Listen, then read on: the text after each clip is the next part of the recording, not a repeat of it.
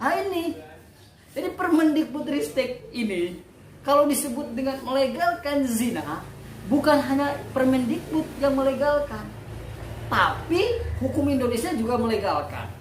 Nah, terminologi zina dalam Islam berbeda dengan terminologi zina di dalam undang-undang, di dalam peraturan hukum Indonesia. Ini simple.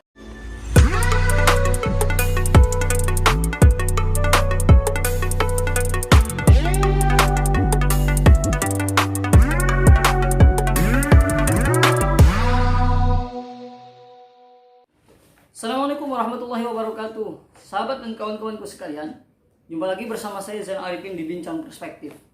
Pada kali ini saya ingin membahas tentang satu isu yang kemudian kemarin sekitar 1 minggu yang lalu atau 2 minggu yang lalu, bahkan ya belakangan ini menuai banyak kontroversi dan pro kontra di masyarakat Indonesia, bahkan terjadi di beberapa ahli hukum, yaitu tentang peraturan Menteri Pendidikan, Kebudayaan, Riset dan Teknologi nomor 30 tahun 2021 atau disebut dengan Permendikbudristek tentang penanganan dan pencegahan kekerasan seksual di lingkungan perguruan tinggi. Simple sebenarnya teman-teman semua, bahwa Permendikbudristek ini banyak ditolak oleh, katakanlah dalam hal ini MUI, kemudian Muhammadiyah, kemudian dari partai politiknya ada PKS dan beberapa kalangan Islam konservatif menolak Permendikbudristek ini karena ada dugaan, ada indikasi melegalkan perbuatan zina. Itu sebenarnya yang menjadi masalah. Kenapa kemudian ada penolakan? Bagi kalangan-kalangan yang saya sebutkan tadi, bahwa yang disebut dengan zina itu adalah zina dalam terminologi agama. Nah, di dalam ajaran Islam, yang disebut dengan zina itu adalah hubungan seksual yang dilakukan oleh orang yang tidak terikat dalam perkawinan. Baik ada persetujuan atau tidak persetujuan, itu namanya adalah zina. Orang melakukan hubungan seksual, baik dia sudah kawin atau belum, baik ada persetujuan atau tidak, itu disebut dengan zina. Saya melakukan, misalkan ada orang melakukan sebuah perbuatan seksual, dilakukan oleh 2 orang yang sama-sama demen, yang sama-sama suka, yang sama-sama ridho, yang sama-sama bersetuju untuk melakukan itu. Nah, itu dalam terminologi agama disebut dengan zina. Nah, terminologi zina dalam Islam berbeda dengan terminologi zina di dalam undang-undang, di dalam peraturan hukum Indonesia. Ini simple. Ini sebetulnya yang kemudian menjadi pro kontra. Jadi orang-orang yang menolak peraturan Menteri Pendidikan, Kebudayaan, Riset dan Teknologi ini menolak Permendikbudristek ini karena itu tadi, ada unsur melegalkan zina, ada unsur membebaskan zina. Padahal zina yang dimaksud di dalam hukum Indonesia itu terminologinya beda dengan zina yang terdapat di dalam ajaran agama. Jadi boleh dikatakan bahwa zina yang terdapat di dalam hukum Indonesia itu beda definisinya atau bentuknya dalam artian atau terminologi zina di dalam ajaran agama. Di dalam hukum Indonesia, zina itu, definisi zina sebagaimana terdapat, misalkan teman-teman baca di dalam pasal 284 KUHP, itu bahwa zina itu adalah perbuatan seksual yang dilakukan oleh orang yang salah satu atau kedua-duanya terikat dalam sebuah perkawinan. Itu zina. Nah, bagaimana kemudian? Saya ingin katakan sesederhana ini. Nah, boleh dikatakan bahwa zina yang dilarang di dalam agama itu legal di dalam hukum Indonesia. Legal. Orang melakukan satu hubungan seksual dilakukan atas dasar persetujuan, ini tidak disebut zina di dalam hukum Indonesia. Kenapa? Pertama, karena dilakukan dengan persetujuan. Di dalam hukum Islam kan beda terminologinya. Orang melakukan hubungan seksual, dalam hal ini misalkan hubungan intim lah, baik ada persetujuan atau tidak, itu zina. Di dalam hukum Indonesia tidak. Di dalam hukum Indonesia yang disebut zina itu hanya perbuatan seksual yang dilakukan oleh orang yang sudah terikat dalam perkawinan satu atau kedua-duanya. Itu sebetulnya. Nah, orang yang menolak Permendikbudristek ini itu salah paham tentang arti zina di dalam terminologi agama dan dalam terminologi hukum Indonesia. Ini sebenarnya sudah salah konsep. Yang diatur di dalam Permendikbudristek ini adalah tanpa persetujuan. Kenapa? Ya karena kalau ada persetujuan itu tidak disebut dengan kekerasan seksual. Itu sebetulnya yang jadi masalah. Banyak orang berretorika, bahkan aktivis-aktivis perempuan menjelaskan tentang Permendikbudristek ini, tapi menurut saya terlalu berretorika. Yang menjadi masalah dari Permendikbudristek ini adalah frasa tanpa persetujuan. Seolah kalau ada persetujuan itu boleh. Saya ingin mengatakan betul bahwa Permendikbudristek ini pertama tidak mengatur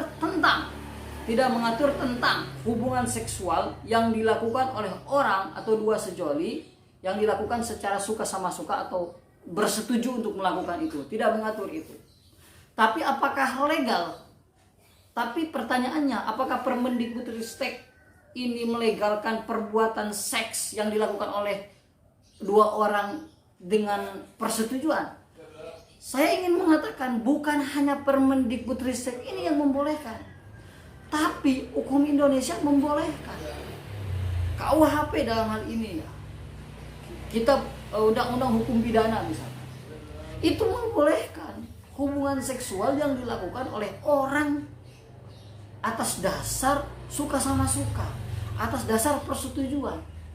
Jadi bukan hanya Permendikbudristek yang membolehkan, tapi hukum Indonesia secara keseluruhan membolehkan. Tidak ada satupun aturan di Indonesia yang melarang perbuatan seks yang dilakukan oleh dua orang dengan dasar persetujuan. Tidak ada. Orang dilanggar, makanya ini sering terjadi. Orang melakukan hubungan seks atau dalam tanda kutip misalkan di hotel, digerebek sama polisi, di kos-kosan sama polisi. Ini perlu dipertanyakan dan ini melanggar hukum. Atas dasar apa dia gerebek itu? Orang melakukan hubungan seks itu secara terang-terangan di kamar misalkan ya, dengan dilakukan dua orang dengan dasar persetujuan, itu tidak dilarang oleh Indonesia. Nah ini, jadi Permendikbudristek ini kalau disebut dengan melegalkan zina, bukan hanya Permendikbud yang melegalkan, tapi hukum Indonesia juga melegalkan. Nah, tanpa persetujuan itu oleh aktivis-aktivis anti kekerasan seksual sering diartikan dengan konsen, ya, artinya ya persetujuan.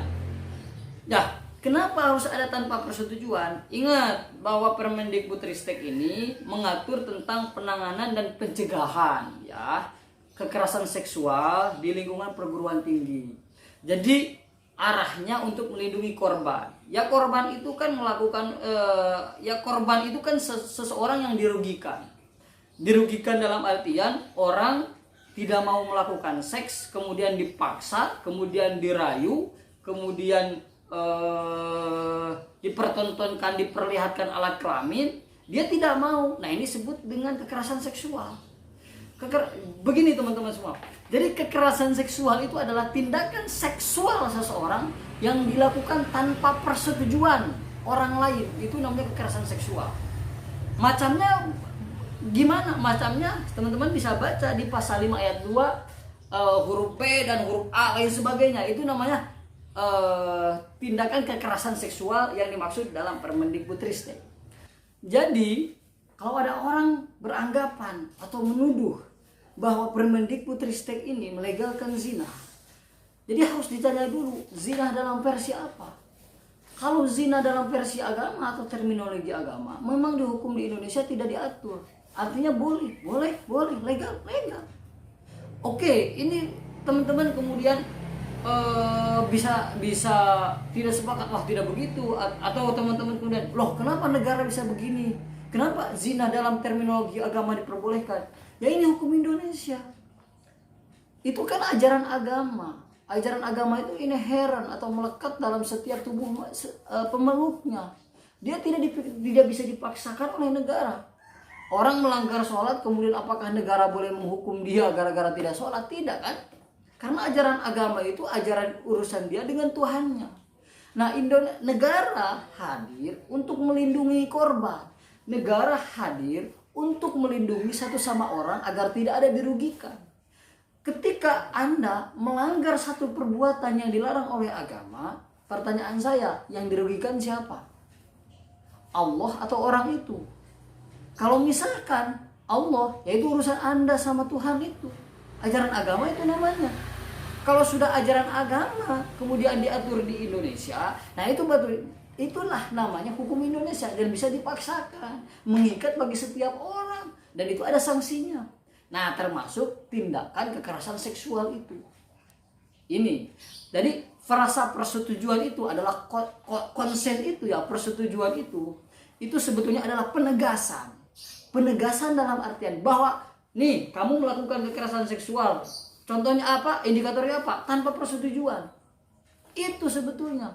Loh, sekarang kalau ada orang melakukan kekerasan seksual, perbuatan seksual kalau ada persetujuan, itu dikategorikan kekerasan seksual enggak? Enggak. Zina tidak? Tidak. Dalam versi apa? Dalam versi hukum Indonesia. Nah, ini sebetulnya yang menurut saya terlalu dijelaskan oleh aktivis-aktivis itu yang terlalu retori sehingga sulit dipahami. Saya sendiri sulit memahami apa yang dijelaskan oleh aktivis-aktivis itu. Jadi kalau dikatakan teman-teman sekalian, kalau dikatakan apakah Permendikbudristek ini melegalkan perbuatan zina, bukan, saya ingin jawab, bukan hanya Permendikbudristek yang membolehkan, tapi hukum Indonesia membolehkan zina, tapi zina dalam arti terminologi negara, bukan terminologi agama. Itu sebetulnya. Jadi ada orang kan yang menjawab begini. Saya juga tidak sepakat dengan orang yang begini. Apakah kemudian Permendikbudristek ini melegalkan zina? Mereka jawab begini. Ya tidak bisa. Maksudnya ya kalau ada perbuatan seksual dilakukan oleh orang dengan tanpa persetujuan, ya Permendikbudristek ini tidak bisa ngapa-ngapain. Saya kurang sepakat hari ini. Saya ingin mengatakan pada hal yang sangat radikal bahwa Permendikbudristek ini iya membolehkan. Bukan hanya Permendikbudristek, tapi hukum Indonesia membolehkan zina dalam terminologi negara, bukan dalam terminologi agama. Itu sudah. Jadi tanpa persetujuan itu gak usah dipermasalahkan. Ya karena memang kekerasan seksual atau tindakan seksual itu yang melanggar hukum itu adalah kekerasan seksual atau perbuatan seksual yang dilakukan tanpa persetujuan. Itu adalah sebuah tindakan kekerasan seksual yang bisa dihukum. Kalau dilakukan secara dengan ada persetujuan, apakah itu disebut dengan atau dikategorikan kekerasan seksual? Bagi saya tidak. Apakah itu disebut dengan perbuatan zina? Tidak. Kenapa? Karena itu legal dan boleh dilakukan dalam konteks Indonesia atau dalam terminologi hukum Indonesia. Jadi teman-teman harus bedakan terminologi zina dalam versi agama dan terminologi zina dalam arti atau dalam versi hukum Indonesia. Ini beda. Ya teman-teman, kalau ingin melarang perbuatan zina dalam versi negara agama, ingin dilarang mutlak di Indonesia, ya teman-teman berjuang secara demokratis, masuk ke parlemen, masuk ke DPR, perjuangkan itu dilarang. Nah sekarang buktinya tidak dilarang. Oke teman-teman sekalian, sekian dari saya. Assalamualaikum warahmatullahi wabarakatuh.